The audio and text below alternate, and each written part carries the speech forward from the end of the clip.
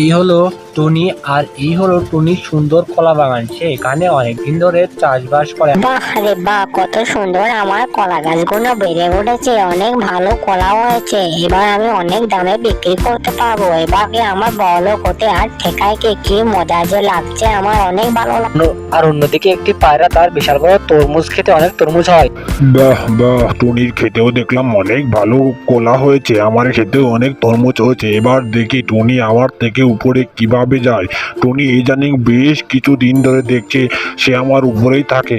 যা, এবার এখান থেকে একটা তরমুজ নিয়ে আমি এর এই কথা বলে সেখান থেকে পরি পায়রা চলে যায়।